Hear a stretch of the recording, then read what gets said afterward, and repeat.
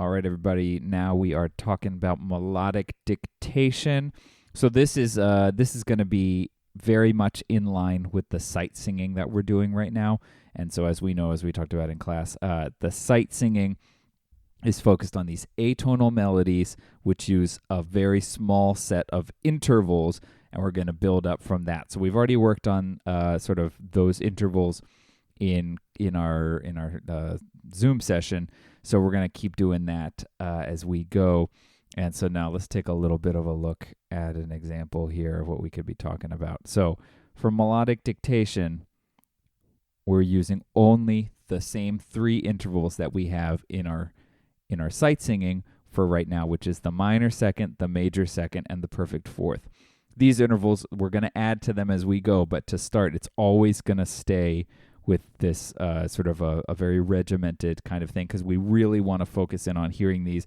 And like we talked about the other day, it's in some ways it's about hearing these for almost trying to hear them again for the first time, to reconnect with what this specific sound and color of these intervals is. So with our minor seconds here, I just sort of used G as an example here. With our minor seconds, this half step up, that's our smallest interval. Same thing going downwards. And that's the thing we really need to focus on. It's our smallest interval. Should feel like we can't really fit anything else in there. Now, the major seconds, the whole steps, by comparison, should feel like it's really wide by comparison to the minor second. When we're in a major key,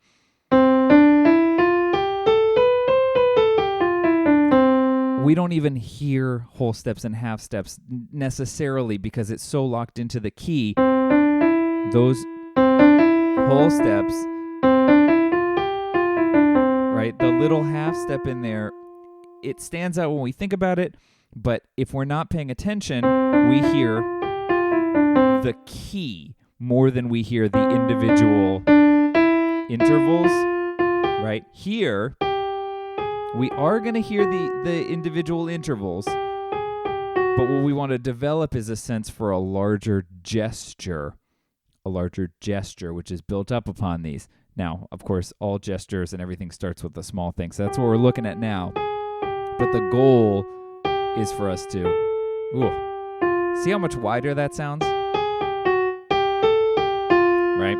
But it's not as wide as the fourth.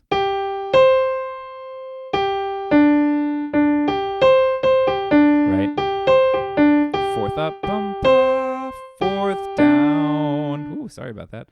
I almost sang a fifth downwards. Sol. So here's our seconds here. Sol, la, sol, fa versus our major seconds. Sol, la, sol, fa.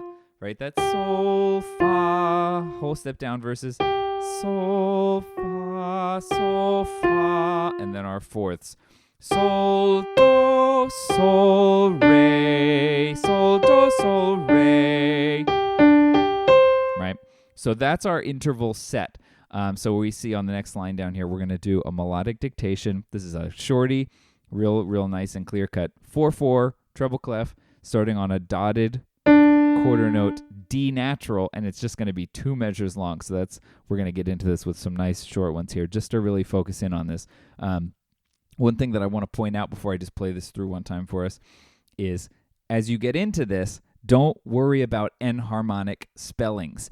It doesn't matter how you spell some of these notes. So if we look at this first pair, A sharp to C, that's not a pairing of notes that we would usually see, but you might encounter that in this context when we're trying to, just because you work yourself into a weird corner spelling-wise. That's fine. That's all good. We would still consider A sharp to C a whole step, or one of those major seconds that we look at up top. So that's okay. That's part of our roster. Same thing if we look at this next one. I think very few people would spell G sharp to D flat, but you might run into a situation where that's what makes the most sense based on context. That's just a perfect fourth. we sort of have to be okay with mixing together our tonal system, like perfect fourth, and our just sort of enharmonic equivalence here where all the notes have the same value. So just something to be watching out for. All right, this is what our melodic dictation sounds like.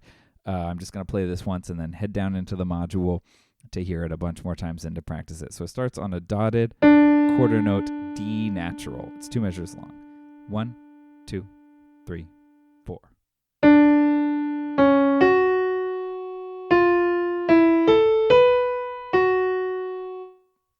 All right, so get in there. Especially pay close attention to those major seconds. They're the most tricky interval, surprisingly, in this context.